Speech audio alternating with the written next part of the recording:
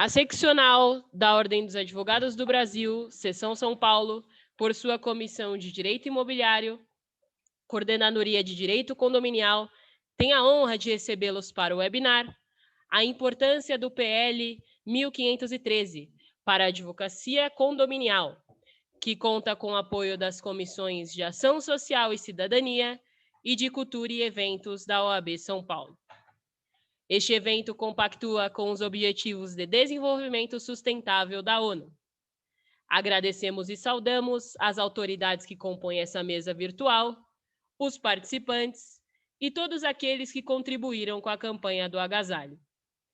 Para conduzir a abertura oficial desse evento, anunciamos o Dr. Rodrigo Carpá, coordenador da Comissão de Direito Condominial da OAB São Paulo.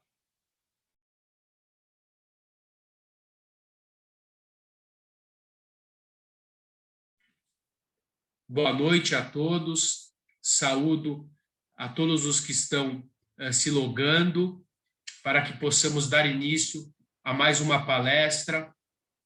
Agradeço em nome da OAB São Paulo, da Comissão de Direito Imobiliário, Coordenadoria de Direito Condominial, ao presidente Caio Augusto Silva dos Santos, ao vice-presidente Ricardo Toledo, e ao presidente da Comissão de Direito Imobiliário, Rubens Carmo Elias Filho,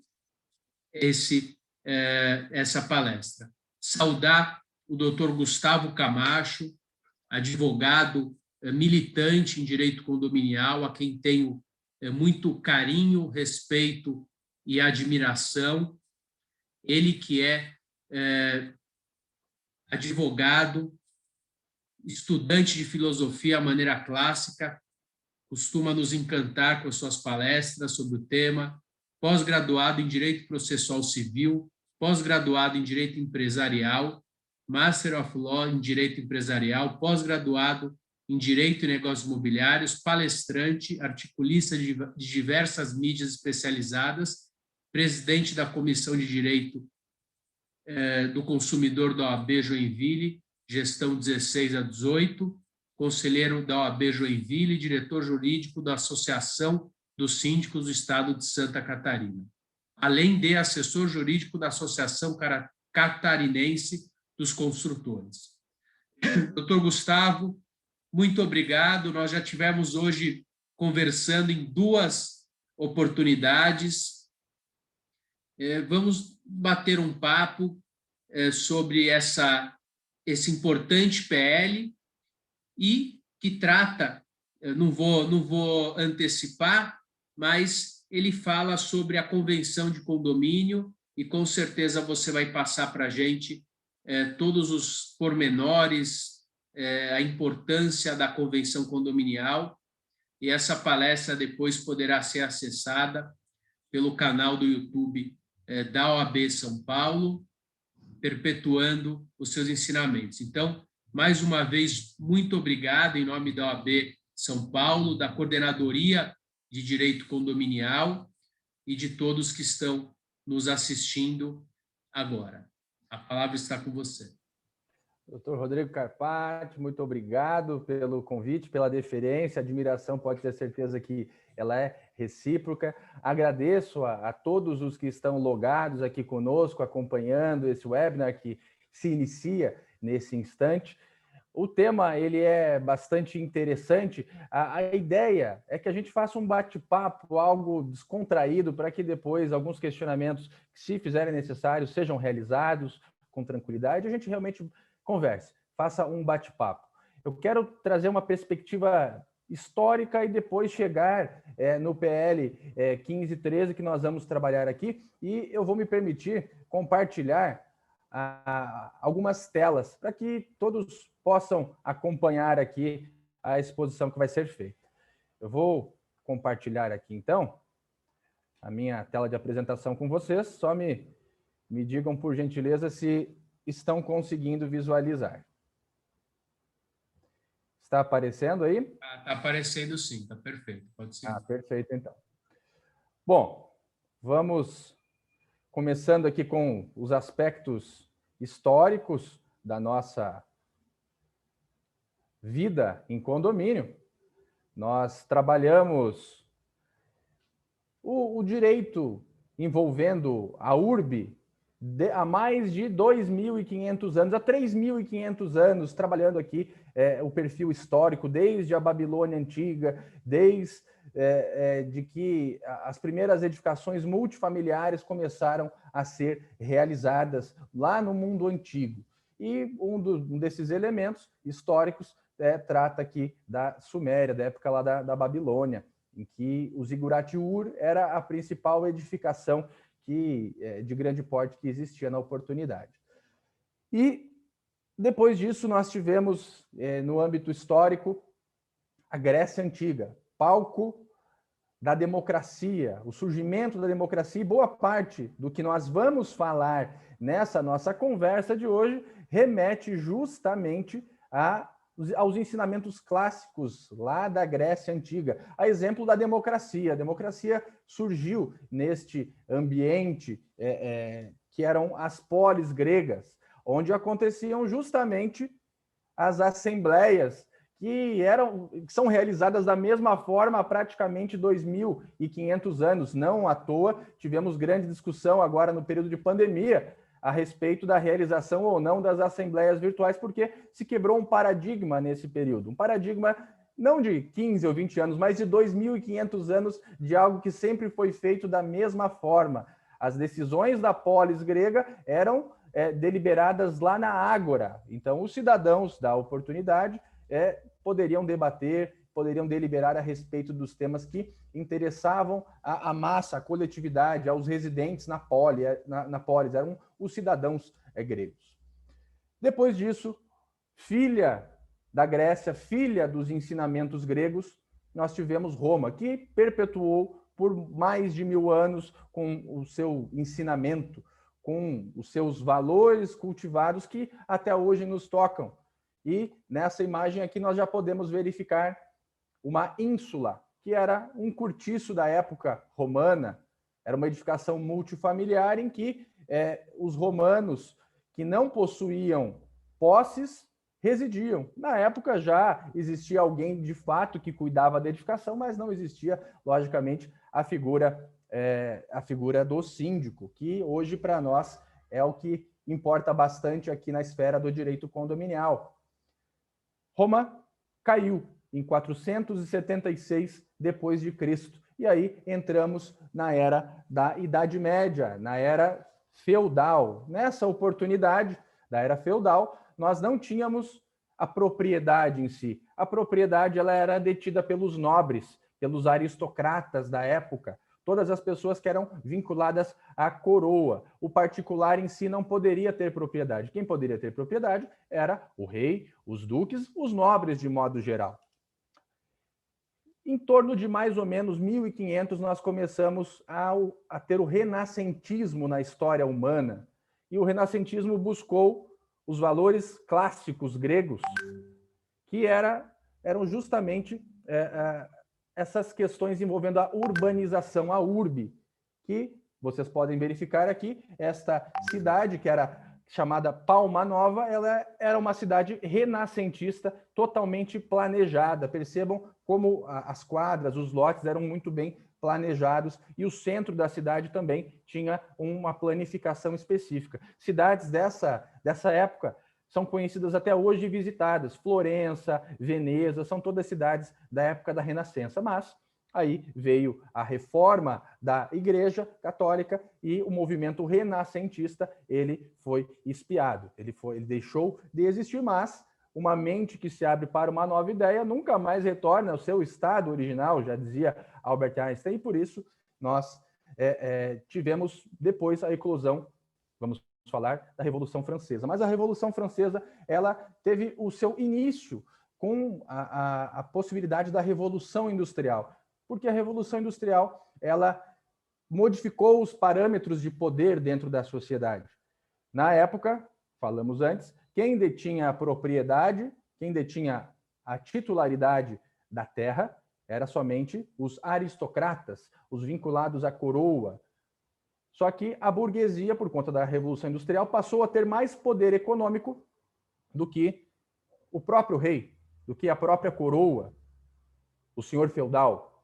E isso impossibilitava ainda que o particular, o burguês, pudesse ter propriedades, muito embora ele tivesse mais poder econômico do que o próprio rei, muitas das vezes. Por esse motivo, nós chegamos à Revolução Francesa. A Revolução Francesa, ela pinçou todos os valores democráticos lá da Grécia, toda a urbanização proveniente da Grécia antiga, os valores clássicos foram novamente reformulados. Isso foi tudo fruto do período do renascentismo que eclodiu justamente na Revolução Francesa. E qual foi o principal elemento que para nós, do âmbito imobiliário, do âmbito condominial, importa? Justamente o fato de que a burguesia, o mote da Revolução Francesa, foi o rompimento entre o Estado e o particular.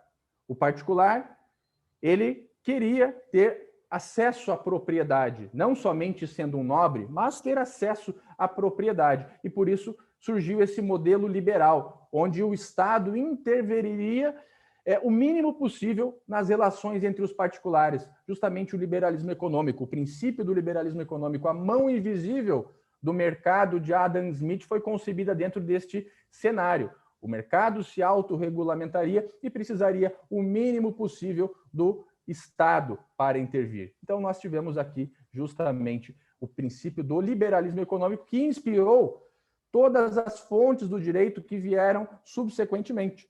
E aqui eu quero fazer um paralelo já trabalhando dentro do nosso país, do Brasil. O que acontecia antes do período Revolução Francesa e do período pós-Revolução Francesa. Antes da Revolução Francesa, nós éramos uma colônia e o regime que era vigente na época era o regime das sesmarias. Somente pessoas vinculadas à coroa portuguesa poderiam ter acesso às terras, aos bens.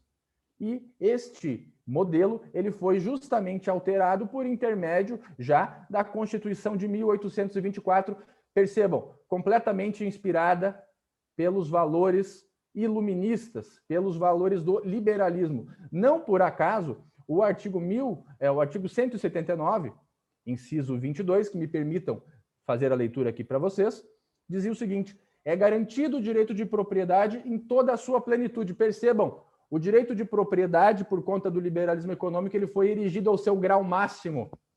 Ele era um direito totalmente potestativo e inquestionável. Era o maior direito que se possuía naquela sociedade liberal, era o direito de propriedade. E esse direito de propriedade, ele justamente inspirou o Código Civil de 1916, código que teve a sua vigência por quase 100 anos. Ele passou a ter a vigência em 1916 e vigorou até o início da vigência do Código Civil de 2002. Percebam, quase 100 anos. Os princípios cultivados nesta codificação era justamente o princípio do liberalismo econômico e o do contratualismo. As partes, sem a interveniência do Estado, fariam os seus próprios combinados, e esses combinados teriam valor e o Estado não poderia intervir. É o princípio da pacta sunt servanda. Voltando aqui, o direito de propriedade foi erigido ao seu grau máximo e consignado lá no Código Civil de 1916 do nosso país.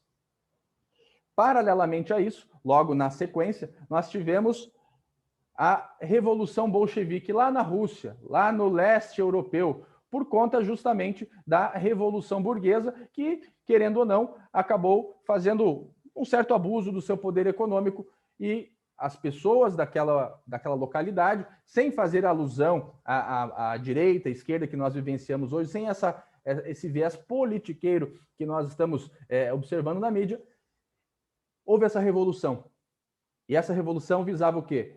Uma intervenção maior do Estado junto aos particulares. Por quê? Se entendia que o liberalismo econômico gerava a exploração pelo capital das pessoas com menor poder econômico. Então, se implementou ali o socialismo, o comunismo, no qual a propriedade deixou, nesse modelo, de ser o status maior da sociedade. A propriedade foi relativizada. Foi aqui que os conceitos de função social da propriedade, o conceito de função social da propriedade, foi implementado. Percebam a importância disso aqui dentro da história. Mas até então, essa mentalidade ficou restrita ao leste europeu e não chegou a influenciar o Ocidente. E dentro desse contexto brasileiro, a primeira regulamentação que nós tivemos sobre condomínios foi o decreto 5481, lá de 1928. Percebam como era a cidade de São Paulo na época, nesta época aqui de 1928, onde houve a primeira regulamentação sobre condomínios. Aqui eu estou traçando todo um perfil histórico para vocês entenderem de onde nós viemos dessa esfera condominial para onde nós estamos no momento. E um ponto fundamental para o que nós vivemos atualmente, o crack da Bolsa de 1929. A Bolsa de Nova York quebrou, dando conta de que o modelo liberal, ele contemplava problemas. A mão invisível do Estado, do mercado de Adam Smith, não era tão eficaz como se achava que deveria ser. E a Bolsa, ela implodiu. Isso deu espaço ao welfare state, ao estado de bem-estar social, que era justamente o estado inspirado pelos valores do leste europeu. O estado que era totalmente liberal não fornecia condições, o estado mínimo do estado liberal, ele passou a ser mais intervencionista.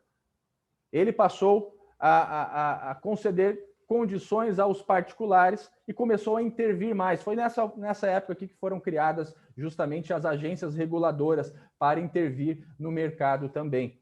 E aqui nós tivemos esses valores bolcheviques, esses valores sociais, inspirando todos os instrumentos jurídicos, inclusive no nosso país desde então.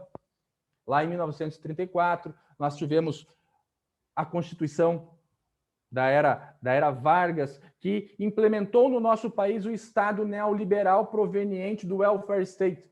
O liberalismo, comprovadamente, não deu certo. O Estado passou a ter que intervir mais nas relações entre os particulares.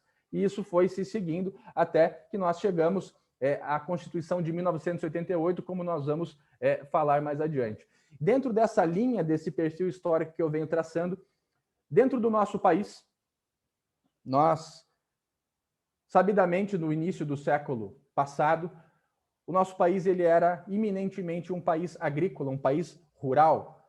E a partir dos anos 50, nós passamos a ter um grande êxodo rural, uma grande migração dentro do nosso país para os grandes centros urbanizados. As pessoas com condições de vida bastante depreciadas nesses ambientes rurais passaram a migrar para os ambientes urbanos, onde supostamente a condição e a qualidade de vida seria melhor. A exemplo disso, eu trouxe aqui uma fonte do IBGE, para que vocês possam acompanhar. Nos anos 1950, 1960, nós tivemos o maior êxodo rural de que se tem notícia no nosso país.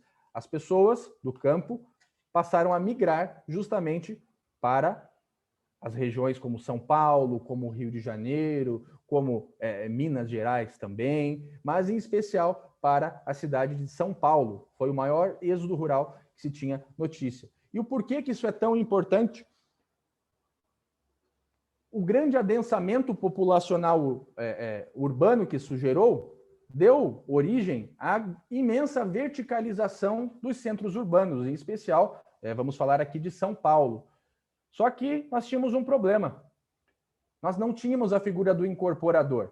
Vale lembrar como funcionava uma obra naquela época prévia à Lei 4591. Existia a figura do agente de obras. O agente de obras, que não era o incorporador, não era o pai da obra, ele simplesmente ia ao mercado, levantava um terreno que atendia às suas expectativas na condição de empreendedor, fazia a aquisição do terreno, ou por permuta, ou por compra e venda pura. Ele localizava um empreiteiro, um construtor que ia fazer a obra, ia edificar a obra, e também localizava compradores. Juntava todo mundo, fazia os contratos entre eles, recebia o seu percentual em VGV, Valor Geral de Vendas, e ia embora. Não por acaso o professor Caio Mário da Silva, ele dizia que o Brasil era, antes de 64, um canteiro de obras abandonadas. Por conta dessa situação, as obras não chegavam ao seu termo final, não chegavam ao habite, que marca o encerramento da fase de construção de uma edificação. E isso trouxe diversos impactos. Tinham vários esqueletos de obra ao longo do nosso país. Por isso, a importância da figura do incorporador imobiliário, que justamente é o pai da criança, é o pai da obra. E aqui, só uma mera remissão de como funciona o fluxo de uma obra, porque é importante que nós entendamos o contexto no qual nós estamos inseridos. O incorporador, que não necessariamente é o construtor ele vive de metro quadrado, o incorporador vive de VGV. O incorporador ele faz a parte administrativa de uma obra, ao passo que o construtor ele edifica, ele executa fisicamente uma obra. E a incorporação imobiliária nada mais é, temos um terreno, vamos implantar uma edificação, vamos averbar a edificação à margem da matrícula do imóvel. O incorporador faz isso. Então ele vai também ao mercado, compra o terreno, vai até a prefeitura municipal da cidade, munido de todos os projetos legais, arquitetônicos, obtém o alvará de construção, e aí sim, ele vai até o cartório de registro de imóveis para depositar o memorial de incorporação. E nesse momento, isso nos importa, porque o documento chamado Minuta da Futura Convenção de Condomínio, ele tem que ser depositado lá e nós vamos falar disso mais adiante. Com o registro da incorporação imobiliária, passa-se a poder vender as unidades habitacionais autônomas. Sem o registro, só com protocolo não se pode vender, porque senão se pratica um crime contra as relações de consumo, conforme todos têm ciência que militam nesse mercado do direito imobiliário. Quando o incorporador ele vende as unidades, ele assume duas responsabilidades. A primeira responsabilidade, uma obrigação de fazer, que é justamente a de edificar de acordo com o memorial descritivo, de acordo com os projetos executivos legais que foram apresentados. O termo final é o habite ou, em algumas cidades, o CCO ou CVCO, algo que o valha, que é o certificado de conclusão, o certificado de vistoria e conclusão de obra. Para o adquirente, a segunda obrigação, que é a obrigação de dar, ela é finalizada com a entrega das chaves ao adquirente. Para o condomínio, é a assembleia de instalação que marca o encerramento da segunda fase, da segunda obrigação do incorporador / construtor, que é justamente a instalação do condomínio. É isso que nos interessa. Mas, previamente à instalação do condomínio, nós temos algumas etapas, que é justamente sair o habite, o incorporador vai até o cartório de registro de imóveis, pagando a DISO de final de obra, e faz a averbação da edificação à margem da matrícula do imóvel, criando as unidades habitacionais autônomas, matrículas autônomas e também as áreas comuns do empreendimento. E aí, nesse momento, ele instituiu o condomínio, que é uma figura jurídica totalmente diferente da instalação. A partir do momento que ele instituiu o condomínio, ele criou propriedades individualizadas e também áreas comuns, passando ali a existir o condomínio. Depois, instala-se o condomínio e ele passa a ser operacional com a criação do CNPJ e a ter a sua vida de acordo com os condôminos. Então, basicamente, esse é o fluxo importante que nós compreendamos da existência de um condomínio edilício. Voltando um pouquinho para cá, lá no momento pós-incorporação imobiliária. Aqui no gráfico, vocês podem ver, esse é um gráfico da cidade de São Paulo. O gráfico elaborado num estudo realizado pela Universidade Univale, aqui do sul do país, situada na cidade de Itajaí. Este gráfico aqui ele demonstra que logo após esse processo de incorporação imobiliária, logo após a securitização das operações imobiliárias, tanto para os construtores / incorporadores, quanto principalmente para os adquirentes, vale lembrar que o adquirente, ao comprar uma unidade na planta, é como se fosse um sócio do empreendimento, porque o empreendimento vai ser edificado de acordo com os aportes financeiros que forem feitos ao longo do balão de obras. E se alguém adquire uma unidade imobiliária que não está incorporada, essa pessoa adquire meramente papel. Ela está comprando papel, ela não compra nenhuma mera expectativa de direito, que é justamente o que ela adquire quando compra um imóvel com incorporação imobiliária e, sobretudo, quando o imóvel ele tem o seu patrimônio de afetação. Mas, voltando para cá, lá em 1976, na cidade de São Paulo, nós tivemos altos índices de verticalização, expedição de alvarás de construção de edificações multifamiliares. Percebam, lá em 76 nós tivemos quase 300 alvarás de edificações multifamiliares, prédios na cidade de São Paulo, dando conta da verticalização da cidade.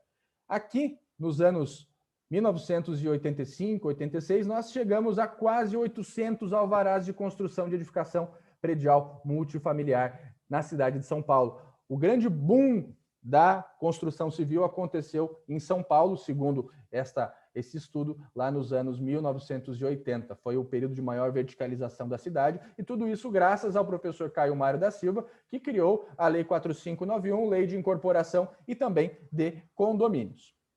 Aqui na minha região, lembrando que sou de Joinville e Santa Catarina, a cidade de Balneário Camboriú, conhecida como a Dubai brasileira, que tem apenas 48 quilômetros quadrados de extensão territorial e tem cerca de 3 mil condomínios edilícios, inclusive os condomínios mais altos do país encontram-se situados nesta cidade. Lá será edificado o maior prédio do país, que vai contemplar 102 lajes. A última casa da Avenida Atlântica foi vendida este ano. Então, na beira-mar, ninguém mais constrói porque não tem mais espaço, a não ser que faça demolições das edificações mais antigas que lá estão.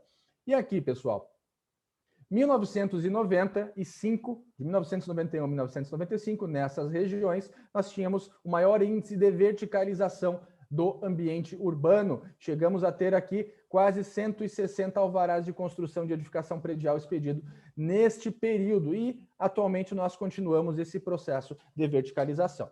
Aqui eu quero mostrar para vocês como era Balneário Camboriú nos anos 70. Aqui é Balneário Camboriú lá nos anos 70, no quadro à esquerda, acima de vocês.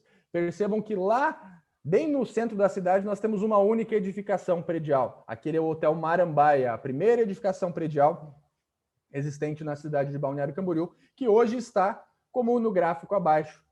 Percebam como aconteceu a expoente verticalização na cidade de Balneário Camboriú. Itapema, que é a cidade ao lado, não foi diferente, e assim se segue em toda a Santa Catarina nesse mesmo ritmo.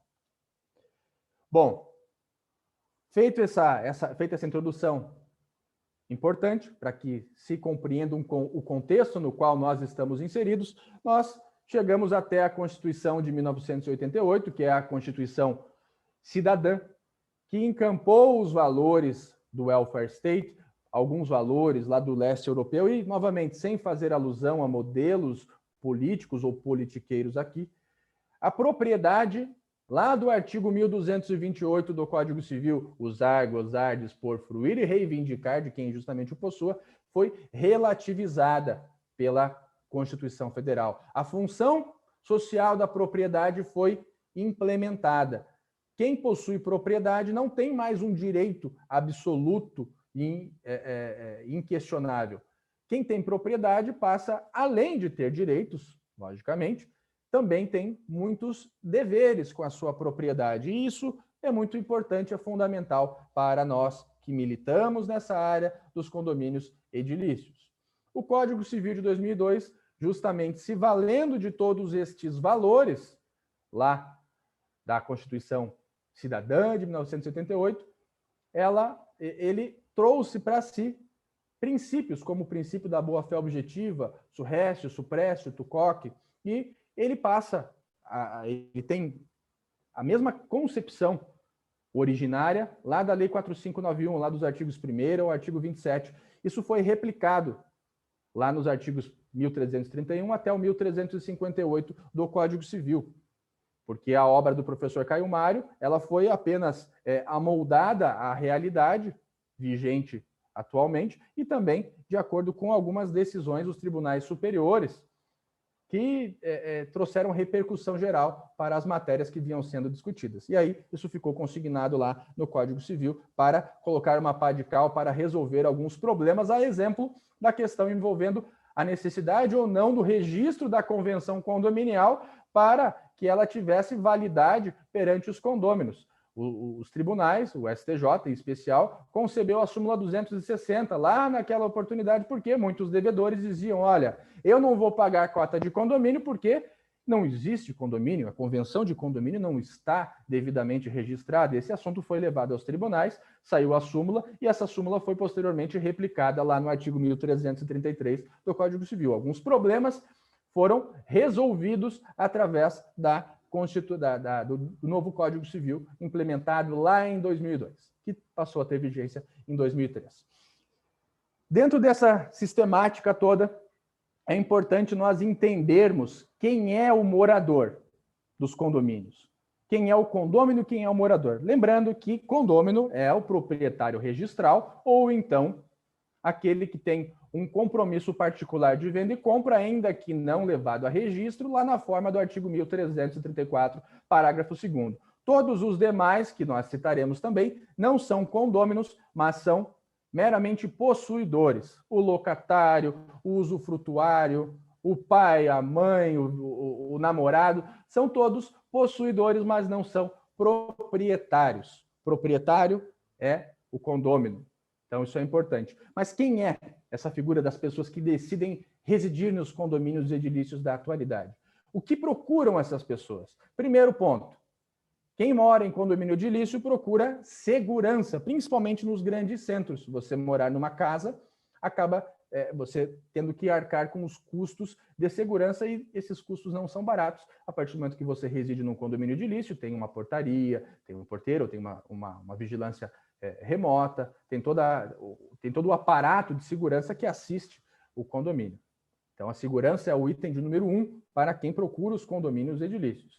2, o valor do metro quadrado. Principalmente na cidade de São Paulo, você residir em ambientes próximos às áreas centrais, mais bem localizados, é uma tarefa para pessoas que têm excelente condição financeira. Quando se mora nos condomínios, isso fica mais barato, você consegue baratear a moradia em regiões mais atrativas do ponto de vista da localização. E, talvez, um dos pontos mais importantes, a terceirização das responsabilidades. Porque quando nós residimos numa casa, eu, Gustavo, moro numa casa, deu um problema no meu telhado. O que vai acontecer? Eu vou ligar para alguém para resolver esse problema? Não. Eu vou ter que resolver o problema através de algum fornecedor que eu venha a contratar. Deu problema no meu portão de acesso à minha casa lá 2, 3 horas da manhã, chegando de algum evento, chegando de alguma assembleia de condomínio, eu vou ter que resolver o problema e vou ter que despender tempo, energia e dinheiro para poder fazer isso. A partir do momento que nós vamos residir num condomínio edilício, tem alguém que vai resolver esse problema. Tem esse terceiro que vai recepcionar essas expectativas todas da massa condominial, de todos os moradores do condomínio que lá residem. E aí é onde entra a mentalidade de consumidor dessas pessoas. Boa parte das pessoas que residem em condomínios edilícios tem a mentalidade de que mora num hotel, de que mora num resort, de que mora num clube, e que não faz parte do condomínio. Só que o condomínio ele tem sim um CNPJ, só que ele é um ente de natureza jurídica sui generis, porque ele não possui personalidade jurídica. O condomínio, ele é sim a massa condominial, o apanhado dos CPFs, ou dos CNPJs que são proprietários das unidades habitacionais autônomas. Esse é o condomínio. O condomínio não é a estrutura física que compõe a edificação. Condomínios são os condôminos. Cada condomínio é diferente, é único justamente por conta disso. Não é a estrutura física, mas sim a massa condominial, essa massa imaterial. E, infelizmente, nós vivemos num momento de muito egoísmo, ao ponto de que as pessoas somente se preocupam em resolver as suas questões particulares, resolver o seu apartamento, a sua unidade habitacional autônoma. Caindo um papel de bala na frente da sua unidade, no corredor, essa pessoa dificilmente vai se dar ao trabalho de juntar esse papel de bala, porque ele está pagando um terceiro para fazer esse serviço. Infelizmente, muitos têm essa mentalidade. E essa mentalidade egoísta é justamente o que vem dando vazão ao mercado de sindicatura profissional que está em franca expansão. Esse mercado hoje, vamos lá, 90% das edificações, dos condomínios edilícios, eles contam ainda com síndicos orgânicos, síndicos moradores. Então, é um mercado a se explorar, a se abordar por essas pessoas que tenham essa afinidade com essas funções da sindicatura. Mas percebam que o egoísmo está intimamente atrelado ao desenvolvimento das funções da sindicatura profissional. E o perfil do síndico atual, também é importante compreendermos Quem era o síndico? Quem já foi esse síndico? Lá em 64, quando a Lei 4591 foi concebida pelo professor Caio Mar da Silva, o síndico, ele era geralmente o senhorzinho, a senhorinha, que ficava 24 horas por dia lá no condomínio, não tinha outros afazeres, cobrava os devedores, porque o condomínio não tinha nem obrigatoriedade de ter um CNPJ, então ele cobrava os devedores, acondicionava o dinheiro recebido numa caixinha para pagar os fornecedores, muitas das vezes fazia parte da jardinagem, recebia as encomendas, atendia pessoas que chegavam ao condomínio, limpava a piscina e etc. Então esse era o síndico lá de 1964. Ao passar do tempo, nos anos 80, com o desenvolvimento imobiliário do nosso país, as pessoas passaram a entender que o seu tempo também tem valor e passaram a cobrar, pelo menos, o abatimento de cota condominial, como disponibilidade do seu tempo. E, a partir de 2000, especialmente a partir de 2014, este mercado da sindicatura profissional tornou-se um business, tornou-se um negócio. Muita gente teve problema nos seus empregos tradicionais, passou a enxergar este mercado com olhos diferentes, passou a enxergar como um oceano azul de oportunidades. Mas aqui nós temos que entender que o síndico, ele tem funções, ele não deve se servir do mercado, porque dentro dessa estrutura que nós tratamos aqui, a nossa sociedade ela é fortemente inspirada por valores clássicos gregos, valores helênicos. E lá, na Grécia Antiga, existia um modelo de educação chamado modelo paideia de educação, em que uma criança era levada ao liceu para que tivesse suas lições, e essa criança a mente dela não era entendida como se fosse um copo vazio que deveria ser cheio, como nós fazemos hoje com as nossas crianças. Nós enchemos a cabeça das crianças com muitas informações. Lá naqueles valores antigos gregos, as crianças, elas despertavam, era educar, era eduzir, tirar de dentro e não colocar dentro. Logicamente que é importante você lapidar, mas tirava de dentro realmente esses propósitos das pessoas. E as pessoas, segundo os ensinamentos clássicos, isso consta lá do livro da República de Platão, elas se desenvolvem dentro de 4 esferas: do bom, do justo, do belo e verdadeiro. São 4 grandes ideias lá no plano não manifestado, que no plano manifestado, quando a gente opera, a gente escolhe uma profissão para a nossa vida, nós nos vinculamos a uma dessas 4 grandes ideias. E a verdade, ela se liga às ciências, buscar justamente a verdade das coisas. O bem se liga às religiões, ao religare, ao sagrado.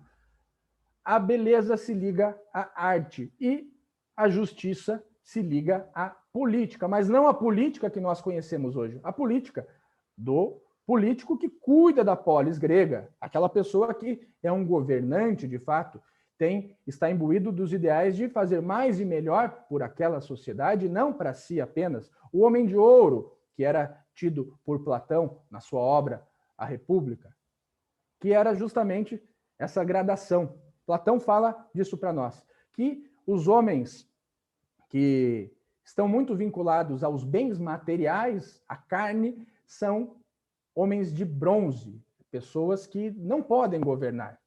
Os homens de prata estão no intermédio, não estão tão vinculados à matéria e ainda precisam de lapidação. E os homens de ouro, esses são os aristocratas, são os nobres. Quando nós falamos de nobreza lá na Idade Média, nós falamos disso. A nobreza não é um título, mas é uma condição espiritual, segundo os gregos antigos. E isso está expresso lá na obra de Platão. Então, o homem de ouro precisa ser o síndico, ele precisa fazer mais e melhor pela sociedade na qual ele está inserida. No caso, o síndico, essa palavra deriva de síndicos, patrocinador da justiça. Então, o síndico precisa justamente ser essa pessoa que vai levar a justiça, vai levar os ideais de beleza, bondade, justiça e verdade para dentro dos condomínios edilícios. Lembrando que pelo menos 30% da população do nosso país hoje reside nesses ambientes condominiais. E se nós temos maus líderes, por uma relação de espelhamento, nós podemos também passar a ter maus liderados. Isso prejudica a sociedade como um todo. Da mesma forma, o contrário também é uma realidade. Se nós temos bons líderes, consequentemente, nós tendemos a ter bons liderados.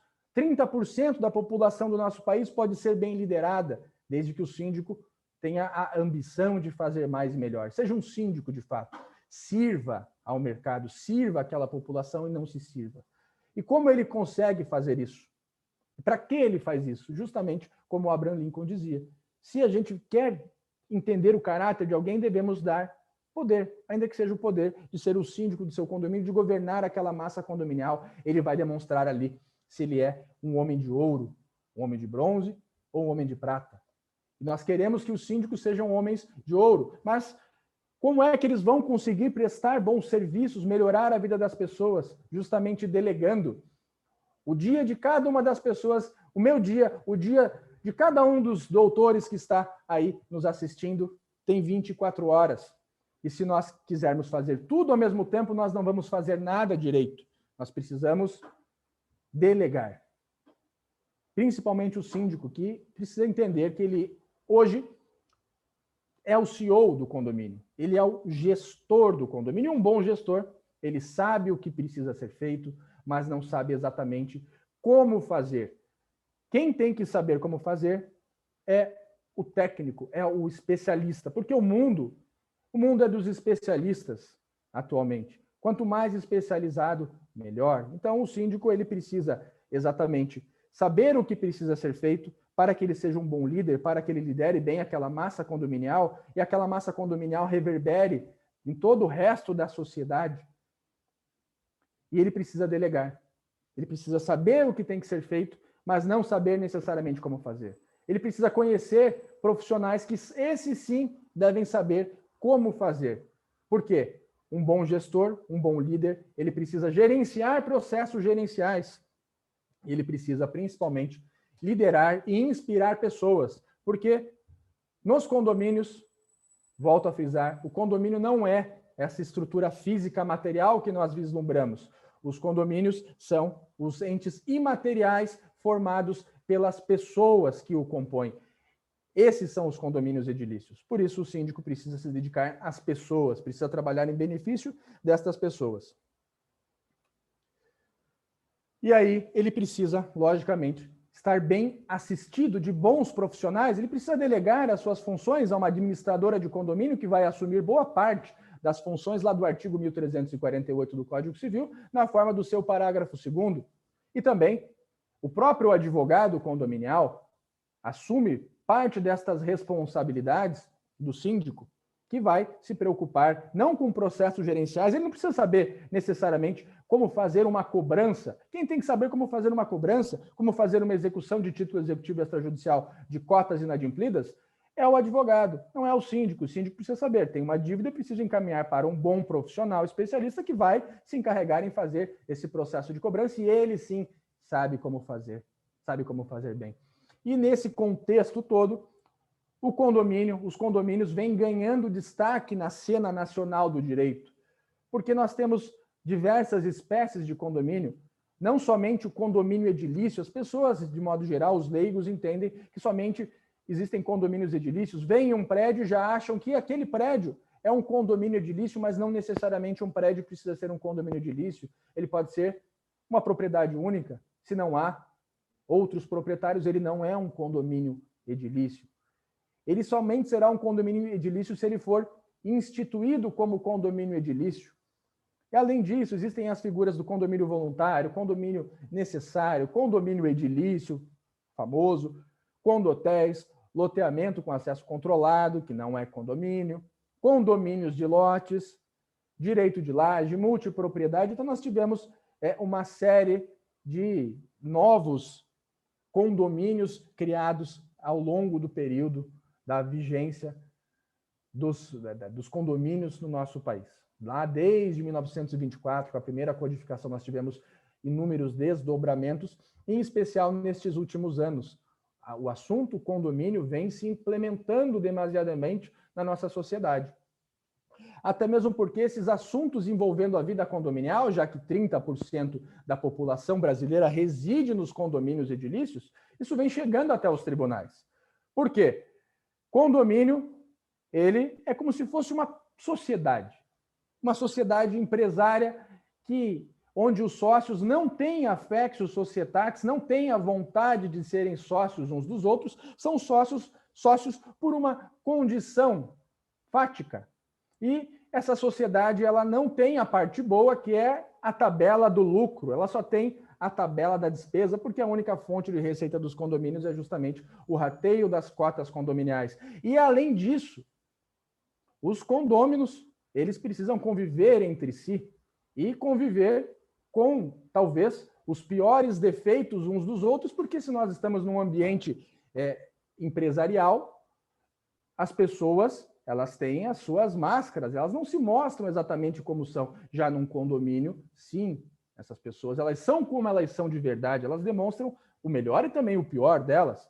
E vale a pena lembrarmos de que geralmente passamos a gostar mais das pessoas quando não convivemos com essas pessoas. Lembre-se do dia que você saiu da casa da sua mãe, se você não passou a conviver melhor com seu irmão, conviver melhor com seu pai, conviver melhor com a sua mãe, justamente porque você passou somente a conviver com a parte boa dessas pessoas.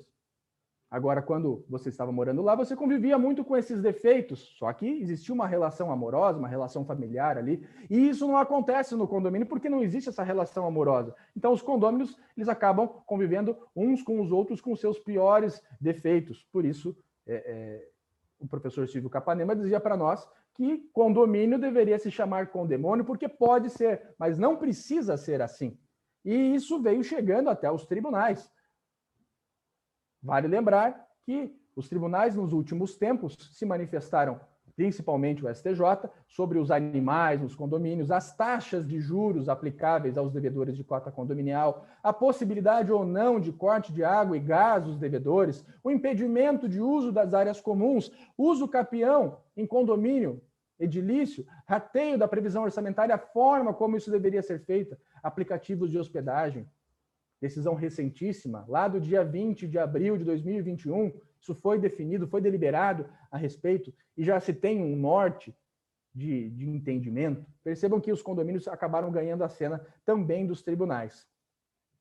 E isso criou um oceano azul de oportunidades, mas nem sempre foi assim. O mercado condominial ele era enxergado, até pouquíssimo tempo atrás, 2014, como o patinho feio. Ele era o patinho feio, ninguém queria trabalhar no mercado condominial, especialmente os advogados que trabalhavam para entidades empresariais, porque com o empresário é muito fácil, é uma pessoa só que decide com você, você tem uma relação de confiança e tem a perenidade das relações, da durabilidade de um contrato de honorários, por exemplo. E aí, se você vai trabalhar com condomínio, o que vai acabar acontecendo? Vai trabalhar passando por assembleia condominial, trabalhando depois das 18 horas, com reunião com o conselho, as contabilidades condominiais da mesma forma, as administradoras de condomínio, os síndicos também, passando pelo mesmo sistema. Só que antes de 2014, nós tínhamos um mercado imobiliário em ebulição por conta do programa Minha Casa Minha Vida, muito aquecido, empreendimentos novos sendo vendidos todos na planta, sem a concessão de habite, mas essa bolha estourou lá em 2014. E muita gente, muitos advogados, muitas administradoras de condomínio, que não eram administradores, eram contabilidades empresariais, muitas pessoas, corretores de imóveis, etc., que não eram síndicos profissionais, estavam no mercado. Só que a taxa de inadimplência dessas empresas chegou aí a patamares de 70%, 80%, comprometendo integralmente as operações, aí as pessoas acabaram se direcionando para esse mercado condominial, onde o ticket é menor, mas existe uma recorrência, existe um FII mensal que consegue manter a sua estrutura. Então, muita gente acabou migrando para esse mercado de condomínios. Isso se tornou um oceano azul de oportunidades. Muita gente acessou esse mercado, e não necessariamente pela qualidade, mas foi muito bem absorvido pelo mercado, porque era um mercado, querendo ou não, carente. E aí se criaram diversos clusters de mercado, pessoas que não entenderam o real motivo de ser síndico ou de assessorar um condomínio, que é servir a sociedade, servir aquela massa de pessoas que ali está, e não se servir. E para isso, acaba sendo necessária alguma regulamentação. O Estado interventor, o Estado neoliberal precisa atuar nesse sentido, para regular, para regulamentar algumas estruturas distópicas, algumas coisas que não estavam funcionando bem, estavam tendo vícios de funcionamento. Precisa dessa regulamentação. E é o momento em que nós estamos, nesse momento de regulamentação. O mercado, ele eclodiu, e ele vai ainda mais eclodir de acordo com a construção civil. Quanto mais a construção civil avança, mais o mercado condominial avança também, e isso é uma crescente. Isso vai acontecer inexoravelmente dentro do nosso país. E por isso nós precisamos dessas estruturas bem regulamentadas, bem compactadas. A advocacia condominial, ela não é direito imobiliário puro e simples. Ela se desdobra. Por quê? O cliente condominial, ele tem uma jornada própria diferente do cliente imobiliário, da pessoa física, de uma loteadora, de uma incorporadora, de uma construtora, de uma empreiteira de mão de obra. Ele tem uma jornada própria, não se confunde com isso. Não é só briga de vizinho, porque, sim, eu mesmo, Gustavo, quando comecei a trabalhar nesse nicho de mercado, eu achava que, bom, condomínio é só briga de vizinho, ações de patologias construtivas e cobrança. Mas não é somente isso. 30% da população brasileira vive nos condomínios e precisa entender o que é viver em condomínio, o que é conviver em condomínio. E o advogado condominial, ele encampa algumas funções delegadas pela administração do condomínio para harmonizar aquela massa condominial, para securitizar aquela massa condominial. E é muito interessante, porque às vezes nem o síndico, nem os próprios condôminos conseguem compreender a função do advogado condominial. Que o advogado condominial não é advogado do síndico, não é advogado da administradora, não é advogado particular de nenhum dos condôminos, ele é advogado do condomínio. E muitas das vezes o interesse da coletividade é um interesse colidente com o interesse próprio particular do síndico, um interesse colidente com o interesse do próprio condômino. Então, é algo que o advogado condominial precisa conciliar. Implementação de políticas de compliance dentro do condomínio para harmonizar, para securitizar aquela massa condominial. Não é só patologias, não é só briga de vizinho, não é só ação de cobrança. Porque se nós enxergarmos dessa forma, aí sim o condomínio seria o condemônio, como dito pelo professor Silvio Capanema, que, aliás, nos causa muita saudade no mercado. Ilustre advogado que militou por mais de 60 anos nessa esfera condominial. Imagine só uma pessoa que foi durante 60 anos a assembleias de condomínio.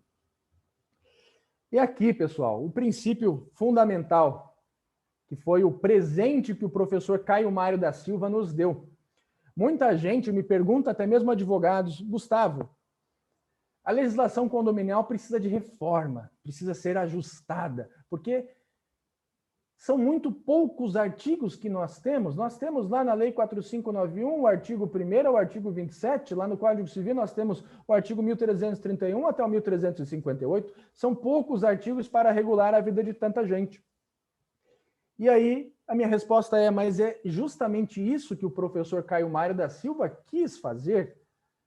Ele foi muito sensível, porque ele entendeu o princípio da hierarquia das normas, ele entendeu o princípio da autonomia privada que inspira as relações entre os particulares, o princípio proveniente lá do mundo antigo grego helênico, o princípio lá da Revolução Francesa, do Estado liberal, hoje Estado neoliberal, em que esses citados artigos apenas conferem uma estrutura mínima, plausível para a operação, para funcionamento de um condomínio edilício, e que todo o resto do arcabouço eles são os combinados entre os condôminos. A convenção e o regulamento interno, que ficam na base da pirâmide, aqui na base da pirâmide de Kelsen, eles se submetem à legislação hierarquicamente superior. E eles instrumentalizam a vida entre os condôminos, porque as convenções e os regulamentos internos são contratos multilaterais e encampam, sim, esse princípio da autonomia privada. Eles têm um princípio, tem um princípio normativo, tem natureza jurídica normativa, porque são os combinados daquelas pessoas que se fizeram presente na Assembleia Constituinte desses institutos, mas também se aplicam àquelas pessoas que não participaram justamente pela força normativa. Quando nós nascemos, nós assinamos um pacto social de convivência tácito concebido lá por Rousseau. Se nós queremos nos manter dentro da sociedade, não sermos presos ou morarmos no meio do deserto, nós temos que seguir as leis e os combinados realizados dentro da sociedade, que são, no caso, concebidos pelo poder legislativo. Agora, quando nós passamos a morar dentro de um condomínio edilício, nós nos deparamos com a convenção de condomínio e com o regulamento interno. E foi uma conduta voluntária daquele que desejou passar a morar no condomínio edilício. Ele não foi obrigado a morar num condomínio edilício. Então, ele assume todas as responsabilidades e todas as regras, ele subscreve voluntariamente a convenção e o regulamento interno. Deveria ler a convenção e o regulamento interno, e esses instrumentos estão todos lá disponíveis no cartório de registro de imóveis, anexado à matrícula-mãe do empreendimento, a convenção, e o regulamento lá no cartório de registro de pessoas jurídicas. São documentos públicos que devem ser apresentados aos condôminos, aos moradores de condomínio. Então, todos os combinados daquela massa condominial estão na convenção, os combinados administrativos, o organograma, como o condomínio vai funcionar administrativamente, e os combinados operacionais do dia a dia estão lá no regulamento interno. Ah, como é que eu vou poder fazer obra? Que dia que eu posso me mudar? Que horas que eu posso fazer ruído? Como é que meu cachorro vai andar dentro do condomínio? Vai estar lá no regulamento interno. E isso, infelizmente, acaba sendo muito negligenciado. Primeiro, porque não é lido. Segundo, porque muitas das vezes é redigido de maneira inadequada. E esse é o grande problema. Essa redação inadequada. O doutor Google, muitas das pessoas que acabam não querendo contratar um profissional habilitado para elaborar esses institutos jurídicos de suma importância, porque vão regular a vida dos condôminos em tudo aquilo que a legislação hierarquicamente superior é omissa. E ela é muito omissa, porque o professor Caio Mário da Silva entendeu que cabe aos condôminos se autorregulamentar nas suas questões administrativas, que não se sobrepõem à legislação hierarquicamente superior, no seu dia a dia de operação do próprio condomínio. Cabe ao próprio condomínio se regulamentar através dos seus combinados. Mas aí entra o doutor Google, os leitores de manchete, leitores de feed de notícias do Facebook, em que a vastidão do conhecimento é enorme, por isso essa figurinha aqui. É muito vasto o conhecimento, mas ele não tem profundidade. Eu duvido que alguém leu o RESP 1819, lá do STJ, que justamente tratou sobre o Airbnb, que, inclusive, reconheceu esse princípio da autonomia privada nos condomínios edilícios, o princípio decorrente do nosso modelo neoliberal de sociedade, o princípio sobre o qual a legislação condominial foi concebida, foi criada. Eu duvido que as pessoas, de modo geral, elas leram o feed de notícias onde dizia o seguinte: Airbnb pode ser proibido nos condomínios edilícios. E percebam o estrago que isso causa dentro do mercado. Percebam o estrago que aconteceu lá em 2014, quando foi veiculada uma notícia, quase fake news, dizendo que o seguinte, que as coberturas dos condomínios deveriam pagar a mesma taxa de condomínio das demais unidades. Era proibida a cobrança por fração ideal. Isso foi manchete de diversos periódicos, diversos jornais. Isso chegou até as assembleias de condomínio, pessoas sustentando: olha, eu moro na cobertura e eu quero pagar a mesma taxa de condomínio de todas as demais unidades. Percebam o grande problema que o Dr. Google acaba nos trazendo, porque ele tem uma vastidão de conhecimento, mas a profundidade é muito rasa. E um outro grande problema é a usurpação de funções. Muitas das vezes, na boa-fé, no intuito de auxiliar, o síndico, que não tem formação técnica jurídica, a administradora de condomínios, que não tem formação técnica jurídica, contabilidade condominial, e até mesmo os despachantes imobiliários acabam elaborando convenções de condomínio, uma matéria exclusivamente de âmbito jurídico, regulamentos internos, matéria exclusivamente de âmbito jurídico. E aqui o problema é originário, é de concepção. Porque lembra que eu falei do fluxo da incorporação lá no começo da nossa conversa? Lá, o artigo 32 da Lei 4591 determina que diversos instrumentos sejam apresentados para o deferimento, para o registro de uma incorporação imobiliária. E sem a minuta da futura convenção de condomínio, o registro da incorporação imobiliária não acontece, não sai.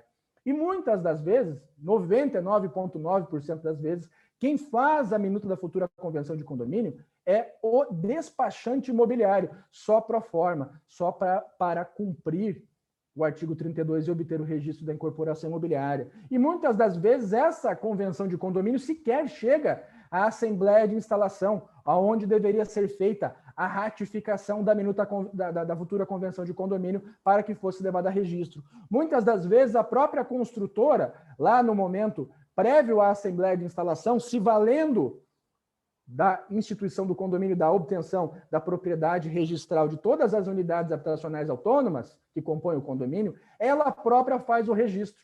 E, não por acaso, essas convenções muitas das vezes são Ctrl+C, Ctrl+V e não espelham a realidade daquela massa condominial. Não tem legitimidade às regras que lá foram criadas. E depois, quando se pretende fazer alteração de uma convenção, ou até mesmo de um regulamento interno do condomínio, quem acaba fazendo é geralmente a administradora de condomínios que coloca lá no seu portfólio, inclusive, que faz esses instrumentos, com medo de perder mercado da concorrência, porque se ela não fizer, a concorrente dela faz e o condômino vai querer contratar, pagar o FII mensal para aquela concorrente, não vai lhe pagar, não vai lhe remunerar, ela vai perder mercado, vai perder na concorrência, vai se tornar pouco interessante. E as funções dos advogados acabam sendo, querendo ou não, usurpadas. Volto a frisar, muitas das vezes na boa-fé. Mas esses instrumentos são instrumentos jurídicos. Quando você tem um problema no seu carro, você procura, logicamente, um mecânico, você não vai procurar o Gustavo advogado, porque ele não vai ter capacidade técnica para consertar um carro. Quando você quer construir uma casa, você vai procurar uma empreiteira de mão de obra ou um pedreiro, não vai procurar uma administradora de condomínios, por exemplo. E é o que acontece. Quando você quer alterar um instrumento jurídico, pela convenção, que é a convenção de condomínio ou o regulamento interno, se procura alguém que não tenha a capacidade técnica necessária para isso. E é justamente esse ponto que nós afunilamos para o nosso encerramento. Nós, pensando nesse modelo de sociedade do macrocosmos grego, os gregos helênicos clássicos entendiam a sociedade como se fosse uma grande máquina, onde cada um de nós precisamos entender qual é o nosso papel dentro da sociedade. Ao entendermos o nosso papel dentro da sociedade através de um processo de educação real, que é eduzir, é tirar de dentro, não colocar dentro, como nós vivenciamos hoje na nossa sociedade, nós fazemos aquilo que temos de melhor, nós performamos o nosso melhor e prestamos o melhor serviço para a nossa sociedade e para nós mesmos. Quando nós não fazemos isso, nós não traímos somente a nós traímos a toda a coletividade que deixa de ter o melhor que todos poderiam ter. Isso é o que diz Platão na sua obra da República. E aqui é justamente o que acontece. Quando nós temos uma engrenagem que ela faz aquém a sua função, ela prejudica toda a sociedade. Quando ela faz a mais, quando ela é maior do que deveria ser, ela prejudica também todas as demais engrenagens e a máquina acaba não funcionando de maneira correta, não funciona como deveria funcionar. E não por acaso, nós temos diversos condomínios edilícios que a estrutura física, ela não tem manifestações patológicas, é um condomínio de pessoas bastante capacitadas do ponto de vista curricular, econômico, condomínios bem localizados, mas que chegam a valer 30% a menos do que poderiam valer. E por que isso, Gustavo? Porque esses instrumentos, esses institutos jurídicos, não têm normas adequadas ou têm normas colidentes com a legislação hierarquicamente superior e geram conflitos na massa condominial, geram conflitos internamente. E esses conflitos internamente, eles desarmonizam não somente aquela estrutura condominial, mas eles desarmonizam toda a estrutura social, porque o ser humano, o indivíduo é um só. E se ele não está bem consigo mesmo, eu até brinco, gente feliz não incomoda. E quem não está bem consigo mesmo não vai trazer problemas somente para a massa condominial. Vai trazer problemas para toda a sociedade. Essa pessoa vai trazer problemas lá no seu local de trabalho, vai trazer problemas no seu relacionamento interpessoal, vai trazer problemas com a sua esposa. Percebam que é um problema de saúde pública quando esse tipo de coisa acontece. Por isso, nós precisamos ter instrumentos que colaborem com a vida dentro do condomínio. E é justamente dentro dessa perspectiva aqui que nós temos. que o mundo é uma engrenagem, o mundo é uma grande máquina e nós somos engrenagens. Quando nós fazemos bem a nossa função dentro da sociedade, a sociedade funciona melhor. Comecemos por nós mesmos e isso vai reverberar. E é por isso que o PL 1513, que está lá no Congresso, ele tem um cunho interessante, não só para os advogados, logicamente que para os advogados também, mas para a sociedade, para que a sociedade possa ter os melhores instrumentos jurídicos, porque esse PL, ele entende que a convenção, o regulamento interno, são atos jurídicos formais e solenes e se submetem a todos os princípios contratuais lá do artigo 104, o princípio social da propriedade, da função social da propriedade. Por isso a importância desse projeto de lei, porque desde a concepção, lá no momento da entrega do memorial de incorporação no cartório de registro de imóveis, o advogado deveria elaborar e assinar aquela convenção de condomínio, aquele regulamento interno, aquela minuta de convenção de condomínio, aquela minuta de regulamento interno. E depois, para alterar, o próprio advogado também faria as alterações, entendendo a legislação hierarquicamente superior, entendendo todos os princípios e pressupostos contratuais que inspiram essas normas, e não alguém que não tenha capacidade técnica para fazê-lo. Por isso a importância desse projeto de lei, porque para o advogado, logicamente, é um mercado importante, mas principalmente para quem vai usufruir desses instrumentos, terá legitimidade, terá certeza de que os instrumentos são adequados e não ferem a legislação hierarquicamente superior. Esse é o mote do PL 1513. E aqui, já para partirmos para a finalização, uma frase de Epíteto do livro A Arte de Viver. Se aceitares um papel além da tua capacidade, tanto perderás a compostura, quanto deixarás de lado aquele que é possível que bem desempenhes. Ou seja, aquele que faz aquilo que não compete, deixa de fazer bem as funções que lhe competem, e vice-versa. Então, assim eu encerro, assim eu finalizo. Eu agradeço ao convite que me foi formulado pela Coordenadoria de Direito Condominial, da Comissão de Direito Imobiliário da OAB de São Paulo, e fico aqui à disposição para esclarecer alguma dúvida, para conversar com os presentes. Fiquem à vontade, pessoal. Eu agradeço.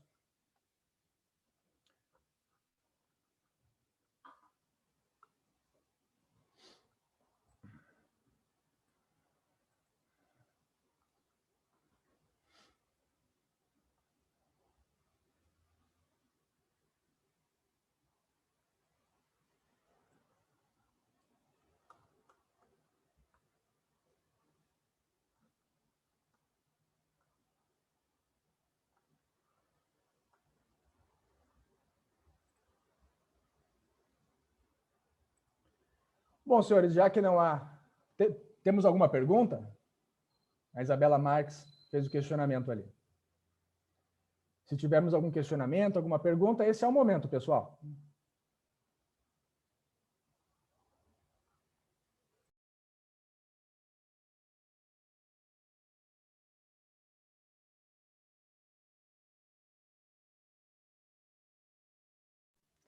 Senhores, e não havendo mais nenhuma pergunta, eu agradeço mais uma vez a presença de todos e damos por encerrada esse nosso webinar sobre a evolução do direito condominial e a importância do PL 1513. Desejo uma ótima noite a todos vocês.